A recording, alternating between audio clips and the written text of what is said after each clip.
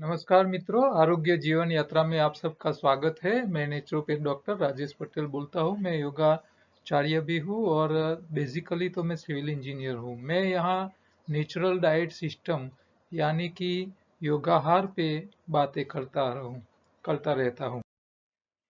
मैं अपने आपको ग्रीन डॉक्टर बोलता हूँ, क्योंकि हम जो लोगों को ठीक करते हैं उसके पीछे कोई दवाई का हेल्प नहीं लेते हैं। सिर्फ बॉडी क्लींजिंग और बॉडी मेंटेनेंस, ये दो बातें पे ध्यान रखते हैं और उसी से ही लोगों को ठीक करते हैं। इसीलिए हम बिना दवाई से काम करते हैं। इसीलिए लोगों को दवाई की कोई साइड इफेक्ट आती नहीं है। इसीलिए हम अपने आप को ग्रीन बोलते हैं। तो आयुर्वेद, योग वाले, नेचुरोपैथी वाले जितने लोग काम कर रहे हैं वे सबको मैं बोलूंगा कि वो अपने लोगो जो है वो ग्रीन कलर का करे। हाँ, इससे आपकी एक अलग पहचान समाज में और दुनिया में लोगों के साथ बनेगी। एलोपैथी का जो सिग्नल है वो रेड कलर का है, तो वो डेंजर कलर ही डेंजर है। वो सिग्नल ही डेंजर का है। तो एलोपैथी में साइड इफेक्ट्स बहुत होती है। इमरजेंसी के लिए वो सही है, अच्छे हैं, लेकिन आपको परमानेंट क्योर चाहिए तो वो आपको नहीं दे पाएंगे। तो वो उनकी मर्यादाएं है। ठीक है। तो आहार का इंजीनियरिंग, जिसको मैं योगाहार बोलता हूँ, छोटे बच्चे से लेके बड़े सबके लिए वही काम का है। और छोटी छोटी गलतियां सुधार लीजिए। आप जो खान पीन में गलतियां करते हो वो ध्यान में रखिए, तो आपको शरीर में दिक्कतें आएगी ही नहीं। तो आरोग्य का पंचामृत क्या कहता है? तो पहला ये कहता है कि बीमारी आने की वजह ढूंढ लो। तो वजह क्या है कि आप तीनों टाइम पकाया खुराक खाते हो जो एसिडिक होता है। और एसिडिक खुराक तीनों टाइम खाने के बाद जब हम मजदूरी नहीं करते हैं, उसको पचाते नहीं है, हाँ, खर्च नहीं करते हैं खुराक को, तभी शरीर में कचरा बढ़ता है, शरीर का एनवायरनमेंट बिगड़ जाता है और इसी कारण से बीमारियां आती है। आपके आंतों में कचरा इकट्ठा होता है, आपके खून में कचरा इकट्ठा होता है और आपके ऑर्गन में कचरा इकट्ठा होता है। तो इसके कारण ही शरीर में बीमारियां आती है।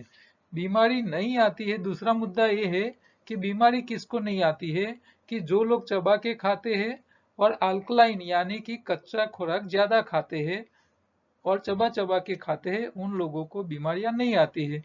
दुनिया के जितने वेजिटेरियन प्राणी है, मनुष्य के अलावा कोई वेजिटेरियन प्राणी पकाया नहीं खाता है, उन लोगों को कोई समस्याएं नहीं है। मनुष्य ही पका पका के खा रहा है, सड़ा हुआ खा रहा है। तीसरा मुद्दा ये है कि अब गलत खुराक से आपके शरीर में बीमारी आ गई है, शरीर में कचरा इकट्ठा हो गया है, या तो न्यूट्रिशन के अभाव से बीमारी है। तो ये दोनों को आपको निकालना पड़ेगा। तो वो निकालने के लिए क्या करना पड़ेगा? कचरा निकाल दीजिए, समस्या खत्म। न्यूट्रिशन दे दीजिए, समस्या खत्म। तो आपको सही खुराक से और कचरा निकालने की प्रक्रिया करने से आप आपकी बीमारी ठीक कर सकते हो। रोग से बचने के लिए चौथा मुद्दा ये है कि रोग से बचने के लिए आपको शरीर में कचरा इकट्ठा होने देना नहीं है। तो आप शहर में रहते हो तो 3 टाइम मत खाइए, एक टाइम खाना छोड़ दीजिए। तो इससे शरीर में कचरा इकट्ठा होने का प्रोसेस कम हो जाएगा, बीमारियां आएगी नहीं। या तो हफ्ते में एक आध बार उपवास किया करो, या तो आप खट्टे फल या तो मल शुद्धि लेके आंतों की सफाई करते रहो। तो ये आपको बीमारी से बचाएगा।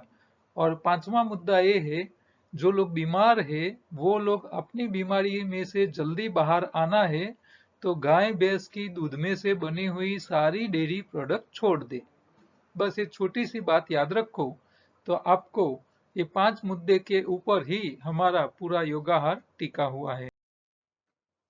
तो योगाहार को पूरा समझना है आपको, तो उसका पूरा कोर्स के सारे वीडियो आपको देखने पड़ेंगे। आप मेरे नंबर पे व्हाट्सएप में हेलो हाई करोगे तो आपको एक तुरंत रिटर्न मैसेज आएगा जिसमें सारी काम की वीडियो की लिंकें और मिल जाएगी आपको। हम यहाँ बाबा के प्रश्नों के पे चर्चा करते हैं। कल हमने फार्मा इंडस्ट्री के पास थायराइड, आर्थराइटिस, कोलाइटिस, अस्थमा की समस्याओं का क्या उपाय है, समाधान है, उसके ऊपर चर्चा की। हाँ, एलोपैथी के पास परमानेंट सॉल्यूशन तो है ही नहीं, टेम्पररी सॉल्यूशन है, वो आपको सिम्टम्स को दबा के चलाते हैं शरीर को। आयुर्वेद के पास भी अच्छी अच्छी दवाइयां है जो एलोपैथी के हिसाब से काफी कम साइड इफेक्ट करती है। और हमारे योगाहार के पास तो बिना दवाई से ही, सिर्फ डाइट से ही आप नेचुरल डाइट पे आ जाइए और अपनी सारी समस्याएं ठीक कर लीजिए। क्योंकि दवाई कोई भी हो, एलोपैथी हो, आयुर्वेद हो, एलोपैथी ज्यादा नुकसान करेगी, आयुर्वेद कम नुकसान करेगी। लेकिन नुकसान तो हर चीज की होती ही है। कोई भी चीज जो इफेक्ट करती है वो साइड इफेक्ट लेती ही है, करती ही है। तो आज आगे चौथा नंबर का हम प्रश्न जो बाबा ने पूछा था एलोपैथी वाले को, तो वो क्या पूछा है कि एलोपैथी के पास फैटी लीवर और लीवर सिरोसिस, हिपेटाइटिस को क्योर करने के लिए मेडिसिन है क्या? जैसे एलोपैथी ने टीबी और चेचक आदि की स्थायी समाधान खोज लिया है। हाँ, क्योंकि उनकी वैक्सीन बना ली है उन लोगों ने। तो वैसे ही लीवर की बीमारियों का समाधान खोजिए। अब तो एलोपैथी को शुरू हुए 200 साल हो गए हैं, तो इसके ऊपर आप कुछ बताइए, ऐसा एक सवाल उन्होंने किया है। तो हम यहाँ एलोपैथी के पास क्या है, क्या करते हैं, आयुर्वेद क्या कर रही है, और हमको क्या करना चाहिए, उसके ऊपर चर्चा करेंगे। तो पहले तो लीवर जो बिगड़ता है उसका स्टेज कैसा होता है, किस तरह वो बिगड़ता है, वो देखेंगे। लीवर काम क्या करता है वो भी बातें देखेंगे। तो पहले आपका लीवर अच्छा होता है तब लाल रंग का होता है, एकदम रेड कलर का। जब उसमें चर्बी ज्यादा इकट्ठा हो जाती है तो पहला स्टेज उसका बिगड़ने का आता है फैटी लीवर। अब फैटी लीवर जो बीमारी का नाम है, वो बीमारी का नाम ही उसके गुण दिखाता है। फैटी लीवर, फैट मतलब चर्बी। जब आपका लीवर चर्बी से बढ़ जाता है और लीवर को काम करने से रोक लेता है, कचरा चर्बी का ज्यादा इकट्ठा हो जाता है, लीवर काम करना छोड़ देता है, तभी आपकी बीमारी को नाम दिया जाता है फैटी लीवर। फिर वो जो चर्बी ज्यादा इकट्ठा हो गई है उसके गट्ठे होने लगते हैं जो फाइब्रोज में कन्वर्ट हो जाते हैं। फिर उसको लीवर फाइब्रोसिस की नाम की बीमारी बताया जाता है। हाँ, नाम ही उसके गुण बताता है। और आगे जब वो बिगड़ता है तो सिरोसिस में कन्वर्ट हो जाता है, तो रेड कलर से काले रंग का बन जाता है। और तभी आपके पास दूसरा कोई चारा होता नहीं है लीवर को ट्रांसप्लांट करने का अलावा। हिपेटाइटिस में भी क्या होता है, जब लीवर में ज्यादा कचरा इकट्ठा होता है तो इसके अंदर हिपेटाइटिस बी नाम के वायरस पैदा हो जाते हैं। और वो वायरस जब लीवर को खाने लगते हैं, हाँ, तब ये बीमारी आती है। तो ये पीलिया जैसी बीमारियां भी इसी कारण से होती है। तो हमको पहले क्या करना है, लीवर क्या भगवान ने बनाया है, किसके लिए? तो हमारे शरीर में सबसे कोई इंपॉर्टेंट ऑर्गन है तो वो है लीवर। आपकी किडनी बिगड़ जाएगी तो डायलिसिस करके चला सकेंगे। आपका हृदय बिगड़ गया तो बाहर से नए हृदय लगा देते हैं लोग, हाँ, जिंदा रख सकते हैं। अभी तो नए आर्टिफिशियल फेफड़े भी बना दिए हैं एलोपैथी वालों ने। हाँ, आपके फेफड़े नहीं काम कर रहे तो नए फेफड़े बाहर से ही ये काम कर सके, ऐसी व्यवस्था उन लोगों ने नई संशोधन में कर ली है। तो एलोपैथी ने काफी अच्छे उसमें एडवांस टेक्नोलॉजी में काफी रिजल्ट दे दिए हैं और लोगों को काफी फायदा दे रहे हैं। लेकिन लीवर का लिए उनके पास लीवर ट्रांसप्लांट के अलावा कोई और रास्ता नहीं है। हाँ, किडनी बिगड़ गई तो टेंशन नहीं, डायलिसिस डायलिसिस करके चला सकते हैं। हाँ, अब तो हृदय के लिए भी उन लोगों ने एक नई टेक्नोलॉजी ढूंढ निकाली है। हाँ, तो जो चीज काम नहीं करती है उसकी जगह वो लोग या तो उसकी केमिकल या इसकी दवाई दे देते हैं। हाँ, आपका डायबिटीज, आपका पेंक्रियास बिगड़ गया है तो वो लोग इंजेक्शन या दवाई दे देते हैं इंसुलिन के। तो इससे आपकी गाड़ी गबड़ सकती है, आपको लंबे साल चला सकते हैं, जिंदा रख सकते हैं। लेकिन लीवर जो है ये ऐसा है कि वो एक काम नहीं करता है। हाँ, हजारों प्रकार के काम शरीर में करता है। तो अब लीवर के लिए तो क्या करना पड़ेगा, डॉक्टर के पास तो मान लो हमारा जो पेंक्रियाज है डायबिटीज के लिए जो जिम्मेदार है अंग, तो पेंक्रियाज का काम है एक इंसुलिन पैदा करना जो कार्बोहाइड्रेट्स को शुगर लेवल कम करने के लिए, उसका काम एक ही है। तो इसके लिए समाधान डॉक्टर्स ने ढूंढ दिया कि भाई चलो इंसुलिन दे दो, दवाई दे दो, काम हो जाएगा। लेकिन यहाँ लीवर तो हजारों काम करती है। तो ये हजारों काम के लिए कहां से सारे प्रकार की आप सब व्यवस्था कर पाओगे, तो वो शक्य ही नहीं है। तो लीवर तो पहले कितने काम करता है वो देखिए। तो बहुत वाइड रेंज ऑफ फंक्शन है उसके। हाँ, काफी प्रकार के काम करता है लीवर। तो सबसे पहले तो आप जो खा रहे हो, तो सारे खुराक में से जो न्यूट्रिशन है हमारे शरीर के काम के, जो मेंटेनेंस के लिए काम में आते हैं, वो सारे न्यूट्रिशन का प्रोसेसिंग करना उसका है। कि भाई शरीर में जो न्यूट्रिशन यानी कि मेंटेनेंस के लिए जो खुराक है। अब यहाँ क्या है कि जैसे आप मकान रिपेयर करने के लिए सीमेंट लाए, तो सीमेंट सीधा काम में नहीं लग सकता है। उसको क्या करना पड़ेगा, सीमेंट लेना पड़ेगा, इसके अंदर रेती डालनी पड़ेगी, बड़ा काम है तो अंदर कंकर भी डालने पड़ेंगे। हाँ, तो ये सब करना पड़ेगा। वाटरप्रूफिंग का काम करना है तो इसके अंदर आपको वाटरप्रूफ केमिकल भी डालना पड़ेगा। ये सारी मिक्स करने के बाद पानी डाल के फिर उसको लगा के फिनिशिंग करना पड़ेगा। तो आप यहाँ रॉ मटेरियल में जो लाए, सीमेंट लाए, कंकड़ लाए, रेती लाए, तो ये सबको तैयार करके उसका जो रेडी टू यूज मटेरियल करना है, जो रिपेयरिंग के रियल काम में लगता है। तो ये प्रिपरेशन जो है, वो प्रिपरेशन हम जितना न्यूट्रिशन खाते हैं, पोषक तत्व हम खाते हैं, वो पोषक तत्वों को शरीर में मेंटेनेंस में काम में लगाने के लिए इसके अंदर जो चेंजेस करना है, वो सारा चेंजेस, सारी प्रोसेसिंग हमारा लीवर करता है। बहुत बड़ा काम उसका है। दूसरा है, हमारे खून में जितना शुगर लेवल बढ़ जाता है, कार्बोहाइड्रेट ज्यादा आ जाता है। मान लो आपने ज्यादा शुगर खा ली, हाँ, आपने रोटी चावल ज्यादा खा लिया तो कार्बोहाइड्रेट्स आपने ज्यादा खा लिया। तो वो जो है उसको कॉम्पैक्ट मोड करके आपके उसको स्टोरेज करने के लिए जगह देने का काम लीवर करता है। यानी कि लीवर गोडाउन का भी काम करता है, प्रोसेसिंग करता है। हमारे शरीर को जो जरूरी स्टॉक है एनर्जी का स्टॉक करने का, यानी कि बैटरी की तरह भी वो काम करता है, स्टोरेज की कैपेसिटी लेवल रखता है। तो लीवर की साइज भी बड़ी है। हमारे शरीर में सबसे बड़ा कोई साइज है ना ऑर्गेन की, तो वो है लीवर। तो ये काम करती है।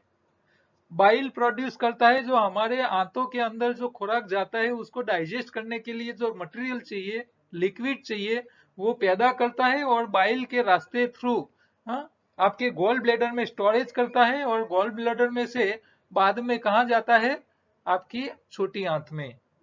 तो वो प्रोड्यूस करना भी उसका काम है, पाचन करने के लिए जो जरूरी तत्व है वो। कोलेस्ट्रॉल पैदा करने का, तो आपने जो खुराक खाया है उसमें से सही कन्वर्जन कर लेगा। कोलेस्ट्रॉल चर्बी को योग्य रूप में चेंज करने का काम उसका है। आपके शरीर में जितने टॉक्सिन जाते हैं, जितने इंफेक्शन जाता है, वो सारे को रिमूव करना, कचरा करके उसको बाहर निकालने की जिम्मेदारी भी आपका लीवर करता है।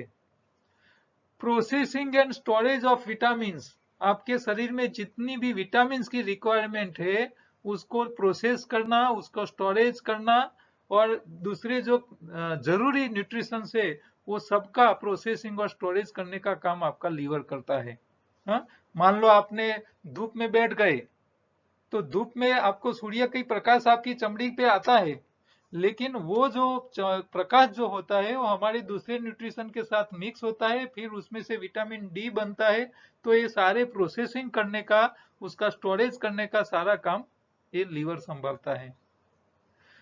मेंटेनिंग लेवल्स ऑफ फैट, आपके शरीर में कितनी चर्बी कितनी प्रकार की कैसी रखनी है, उसका मेंटेनेंस, लेवल का मेंटेनेंस करना, एमिनो एसिड का, ग्लूकोज का, आपके ब्लड में कितना ग्लूकोज रखना है, वो सारी मेंटेनेंस की जिम्मेदारी लीवर संभालता है।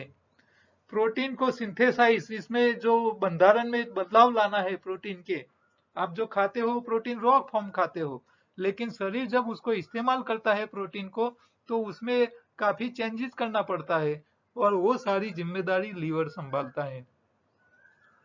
मैन्युफैक्चरिंग एंड रेगुलेटिंग हॉर्मोन्स, हमारे शरीर में जितने हॉर्मोन्स होते हैं वो हॉर्मोन्स को रेगुलेट करने का, मैन्युफैक्चरिंग करने का, जैसे कि आपको आपकी चमड़ी कट गई तो खून बाहर निकलना चालू हो जाता है, तो उसको क्लॉटिंग करने के लिए प्लेटलेट चाहिए, ब्लड को क्लॉट करने के लिए।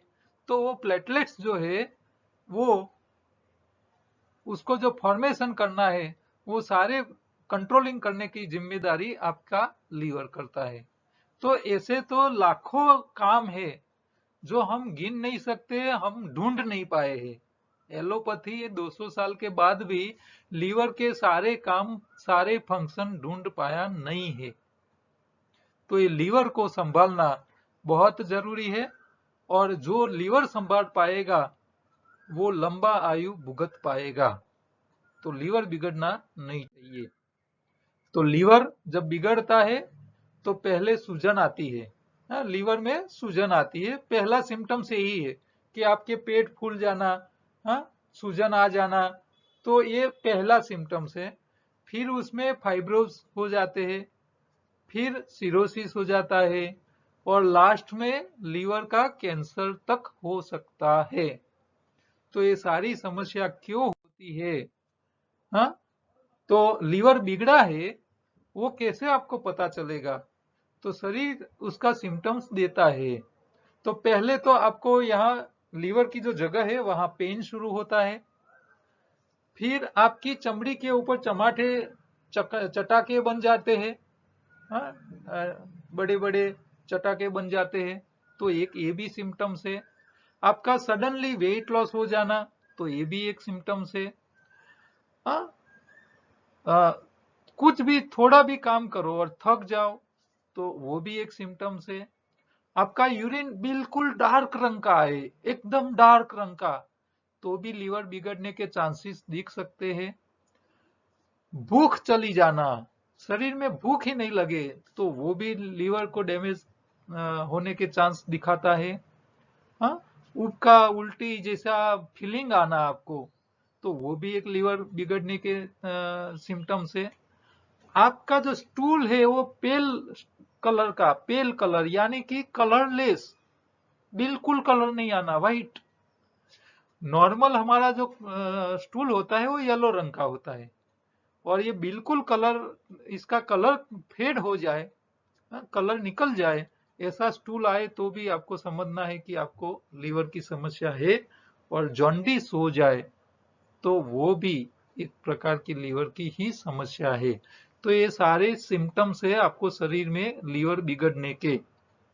आपको ऐसा कुछ लगता है तो आप लीवर के टेस्टिंग जो है वो करवा लीजिए। यहाँ भी एलोपैथी आपको मदद करती है। देखो, एलोपैथी को गालियां देने का कोई मतलब नहीं है।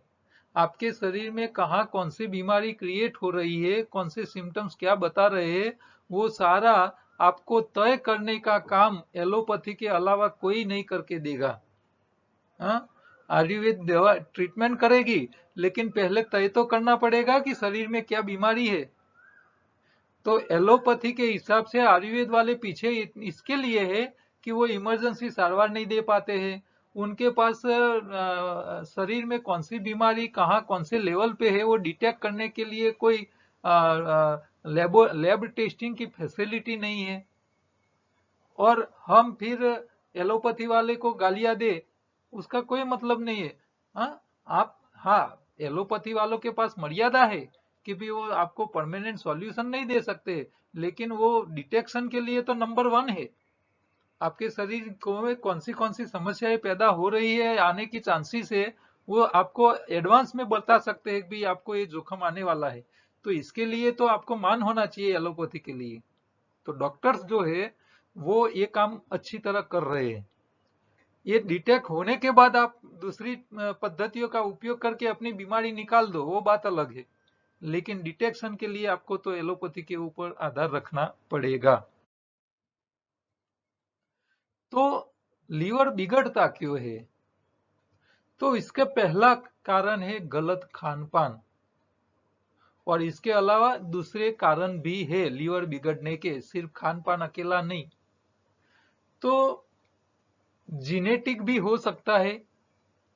ज्यादा आपका वजन रहेगा पूरी जिंदगी तो आपका लीवर बिगड़ने के चांस बढ़ जाएंगे।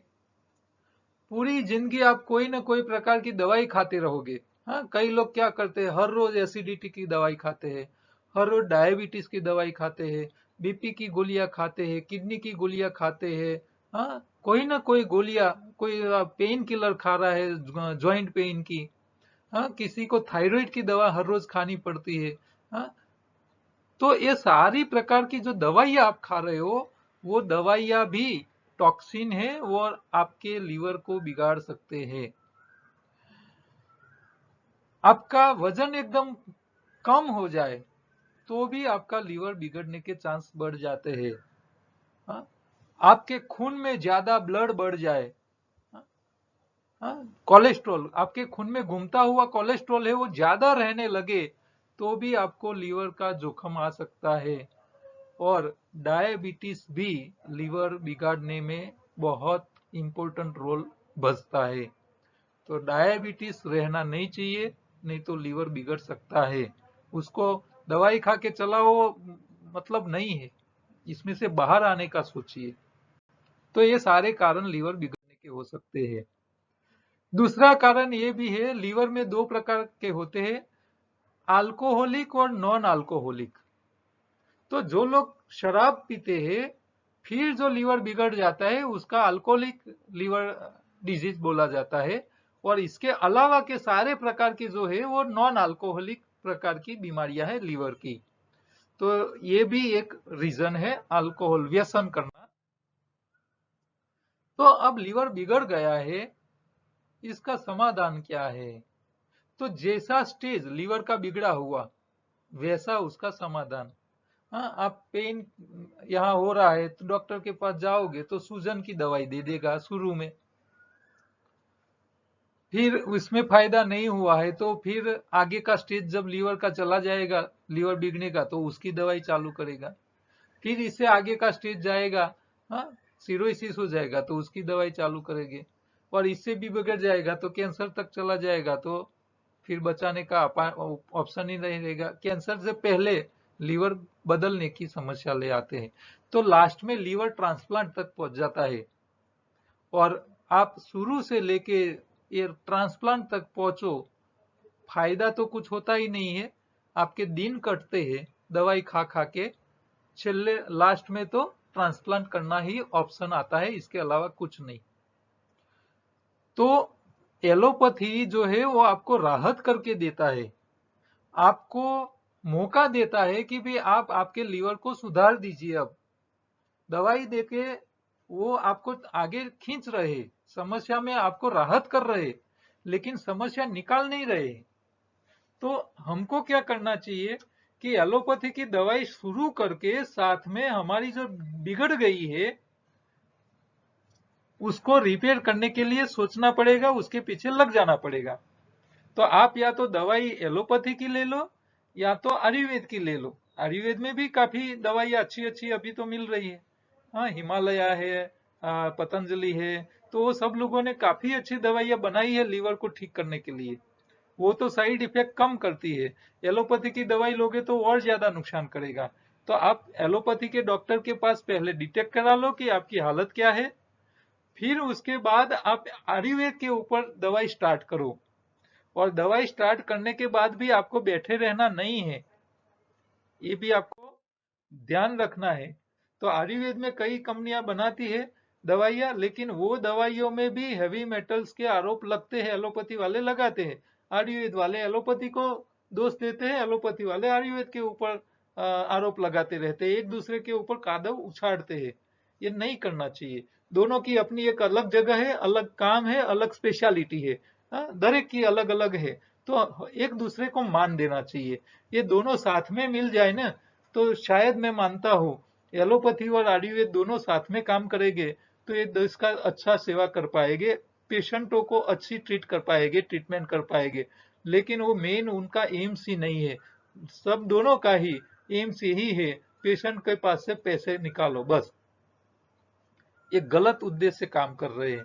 हाँ, दोनों सही उद्देश्य से काम करते तो एक दूसरे के साथ के मिलके काम करो तो क्यों नहीं अच्छा कर सकते हो। लेकिन वो नीति नहीं है, हाँ, मानसिकता नहीं है, तैयारी नहीं है। ठीक है, तो हमको क्या करना है, जैसे डिटेक्ट हो गया कि भाई हमको ये समस्या है, तो हमको पहले रिपोर्ट तो एलोपैथी के पास ही कराने पड़ेंगे, तो उसका सहारा ले लीजिए।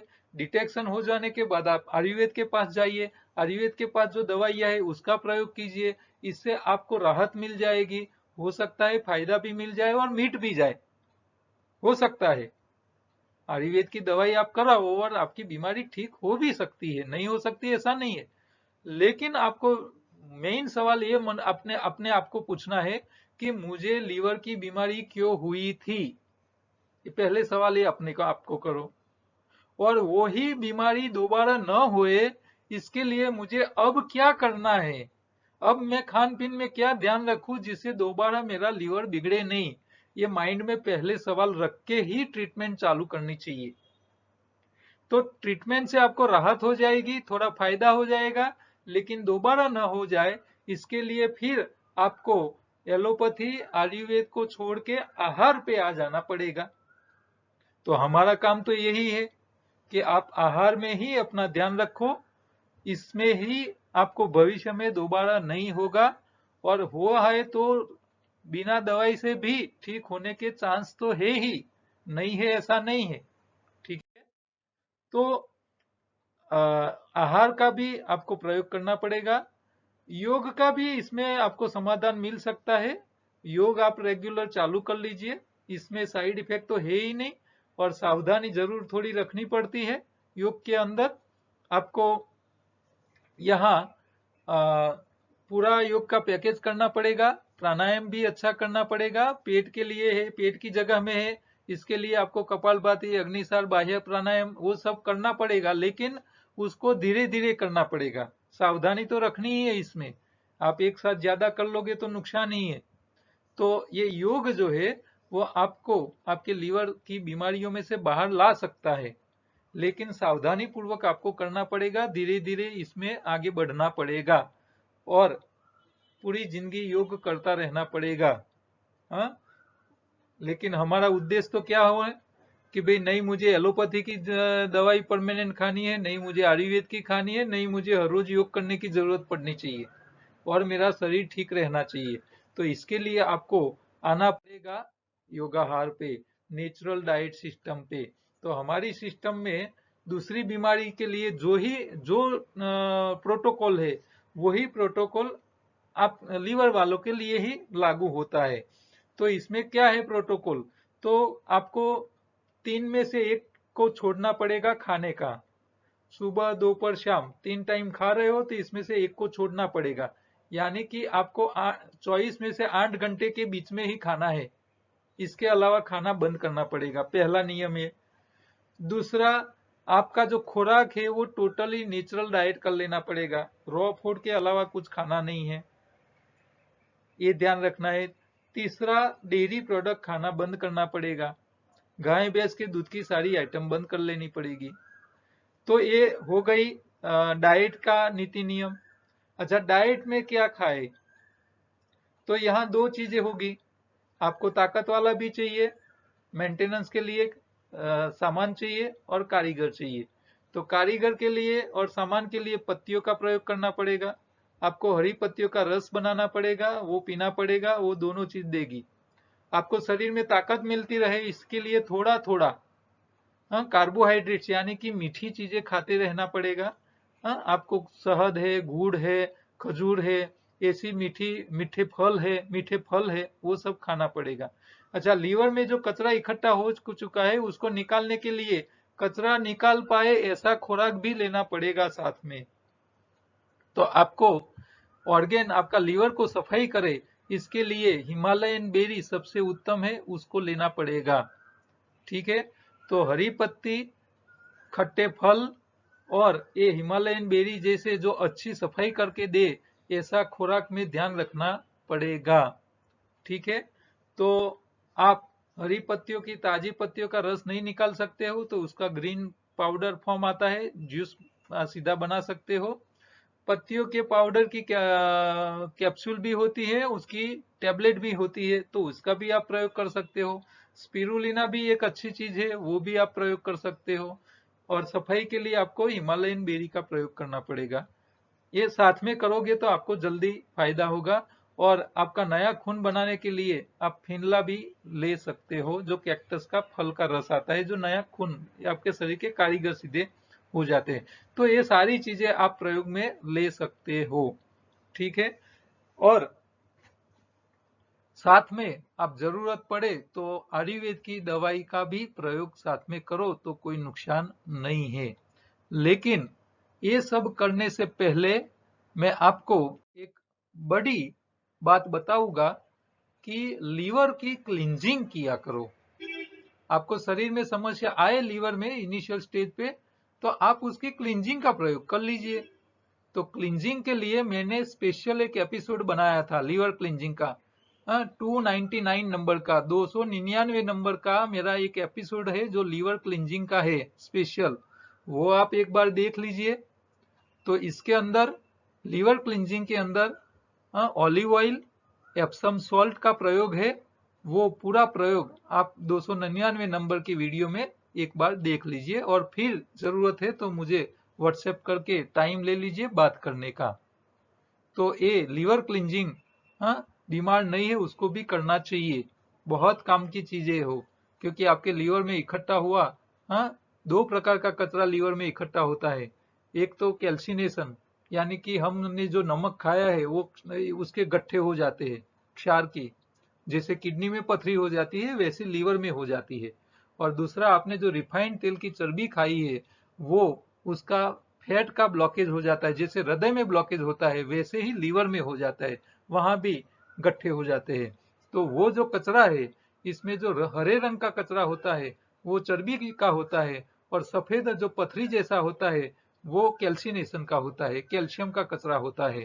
तो ये दोनों को निकालने का काम ये लीवर क्लींजिंग की प्रोसेस से हो जाता है। तो आप लीवर को क्लींज करते रहिए फ्रीक्वेंटली, तो शरीर में भविष्य में लीवर में कचरा इकट्ठा होगा नहीं, लीवर अपना काम अच्छी तरह कर पाएगा, आपको लंबी आयु दे सकता है। जिन लोगों को हिपेटाइटिस बी की समस्या है, यानी कि वायरस जन्य बीमारी है, तो ये एनडीएस के प्रयोग के साथ उन लोगों को कड़वे रस का प्रयोग साथ में करना पड़ेगा। तो पपीता से ज्यादा कड़वी कोई चीज नहीं है।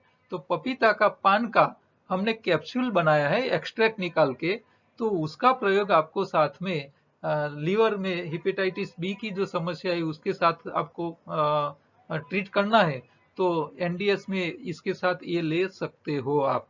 तो इसकी वायरल इन्फेक्शन है तो वहां वैसा काम करना है हमको। तो जिन लोगों को ऐसी समस्या है, हिपेटाइटिस बी वायरस जन्य समस्या है, उन लोगों को मीठी चीजें, कच्चे में मीठी चीजें खानी चाहिए नहीं। ठीक है, तो आज की उपयोगी प्रोडक्ट में लीवर क्लींजिंग किट आती है, जिसमें ऑलिव ऑयल आता है 200 ml और 50 ग्राम एप्सम सॉल्ट आता है, मैग्नीशियम सल्फेट जिसको बोलते हैं। तो वो दोनों चीज आप हमारे पास से मंगवा सकते हो।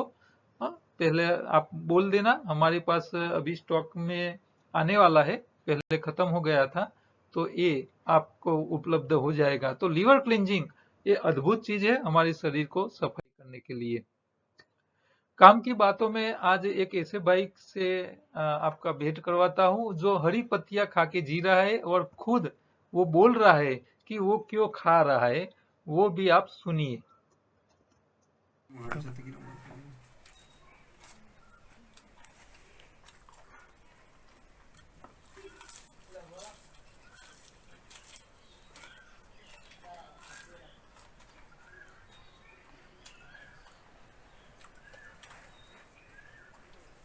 घास खा रहे हैं आप क्यों? खाना नहीं खाते हैं? हाँ, कभी कभी अन्न खाते हैं। कभी विशेष यही कभी। सब खाते हैं।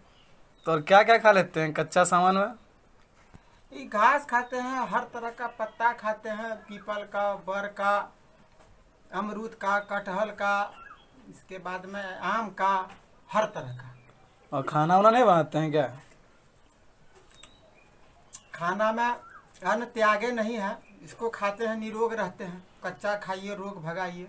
तो कितना दिन से खा रहे हैं आप ये घास फूस? लगभग 10 साल। 10 साल से? तो आपको प्रॉब्लम नहीं होता है घास फूस खाते हैं? ये तो जान माल को खाना चाहिए। जान माल को खाता है। प्रकृति में कहने का मतलब जैसे एक मनुष्य को छोड़ करके बाकी सब कोई कच्चे खाता है।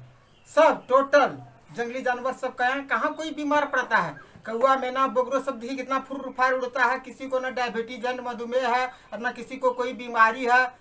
कितने न उसके लिए कोई हॉस्पिटल खुला है, न कोई दवा खाना है, न कोई डॉक्टर है। ये मनुष्य जो क्या हो गया है पता नहीं, यह सब पका पका करके खा रहा है। इसके लिए देखिए माथा का अलग डॉक्टर, पेट का अलग डॉक्टर, हड्डी का अलग डॉक्टर, कान का अलग डॉक्टर, नाक का अलग डॉक्टर, एकदम विभाग विभाग में डॉक्टर बैठा हुआ है। इसलिए कच्चा खाइए, रोग भगाइए, स्वस्थ रहिए, निरोग रहिए।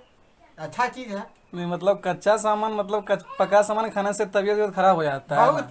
पका, आग पर जो चढ़ा हो गया, खाइए, लेकिन फिर भी कच्चा खाइए। मनुष्य जो है सो कहने मतलब शाकाहारी प्राणी है। खाइए, आप भी स्वस्थ रहिएगा। हमारे गांव से पूछिए, सब किसी को 10 साल से लगभग खा रहे हैं, आज तक बीमार नहीं पड़े हैं। मोटापा करने खत्म हो गया। और बहुतों आदमी को जो जो सलाह लिया उसको भी खिला रहे हैं। सब कोई स्वस्थ है, निरोग है, अच्छा है। हाँ, अब हड्डी उड्डी टूट जाए, धक्का उक्का ले, तब दवाई खाना होगा। इस तरह से गैस नहीं, गैस कैसे होगा? इधर से जाएगा सवेरे जो है सो करने मतलब पेट क्लियर, और पेट सफा तो 80 रोग दफा। तो खाइए, निरोग रहिए। पेट सफा तो 80 रोग दफा। हाँ, निरोग रहो। ये गांव का व्यक्ति घास, हाँ, घास फूस बोल रहे हैं लोग। ये घास फूस नहीं है, यही तो सही खुराक है। ठीक है। तो ये गांव गांव वाले जब बोलते हैं तो उसकी कोई कदर नहीं होती है, लेकिन यही बात जब आपका डॉक्टर बोलना चालू करेगा तो आप तुरंत खाना चालू कर लोगे। हाँ, हमको तो विदेश से आना चाहिए, एडवाइस विदेश से आनी चाहिए। हमारे देश की एडवाइस हमको अच्छी नहीं लगती है, देसी लगती है। हाँ, यही हमारी भेजे में घुस गई हुई बातें हैं, इसके लिए हम ऐसी लोगों की बातों पे भरोसा नहीं करते हैं। हाँ, तो 10 साल से उसकी सारी समस्या खत्म हो गई है, मोटापा चला गया, बीमार पड़े नहीं है। जिन लोगों को पत्तियां खाने के लिए बोला है वो सारे लोग बीमारी में से बाहर आ चुके हैं। अब इतना एविडेंस है, फिर भी हम शंका करते हैं कि भाई कच्चा घास खा सकते हैं, कच्चा क्यों खाए? अगर अच्छा जीना है, बीमारी के बिना जीना है तो खाओ, और मरना है तो पकाया खाओ। ठीक है। दूसरी काम की बात में, आपका मोबाइल मान लो खो जाए तो आपको आपके मोबाइल का IMEI नंबर एक साइड लिख के रखना चाहिए। जब आप कोई मोबाइल खरीदते हो तो उसके ऊपर बिल के साथ ये नंबर लिखा हुआ होता है। तो ये नंबर को international mobile equipment identity number बोलते हैं। तो ये आपके मोबाइल का एक ही नंबर पूरी दुनिया में रहेगा। तो ये इतना लंबा होता है, 12 अक्षर का। तो वो नंबर आप लिख के रखो, और आप कुछ नहीं करना है। भारत सरकार का जो BSNL है, हाँ, उसका जो डिपार्टमेंट है, टेलीकॉम डिपार्टमेंट, उसका COP@VSNL.net, इसके ऊपर आप मेल कर लीजिए। हाँ, कि भी मेरा तो वो मोबाइल कहीं भी किसी भी ऑपरेटर के पास चालू हो जाएगा तो तुरंत वो पकड़ा जाएगा कि भी ये आपका मोबाइल उनके पास है। तो ये सरकार की फैसिलिटी है, उसका प्रयोग करिए। हाँ, कोरोना किट, जो लोग कोरोना में से बाहर आए हैं उनके लिए जल्दी रिकवरी के लिए, शरीर की जितनी सिस्टम्स में गड़बड़ी हो चुकी है दवाई खाने के बाद, उसको ठीक करने के लिए पूरी एक किट हमने बनाई है। तो आप उसका प्रयोग कीजिए, मंगवाइए। योगाहार को समझने के लिए ये चित्र है, शरीर की सफाई, खुराक और सावधानी। तो ये पूरा आहार का इंजीनियरिंग का चित्र है, वो आप याद रखिए। हर चीज आपके शरीर को मायने रखती है। योगाहार की हमारी ई बुक अवेलेबल है किंडल अमेजोन पे, जो अब्रॉड में रहते हैं उन लोग के लिए काम की है। और एक दूसरी फूड विथ लाइफ योगाहार नाम की हमारी यूट्यूब चैनल है, जिसमें आपको अच्छी अच्छी रॉ फूड में कच्चे में आइटम्स मिल जाएगी। वो देखिए और नई आइटम बना के खाते रहिए। ये छोटा सा मैसेज भी आप कहीं कुछ प्रिंट करवाते हैं तो करवाइए। कल दोबारा दूसरे प्रश्नों के साथ मिलेंगे, तब तक नमस्कार।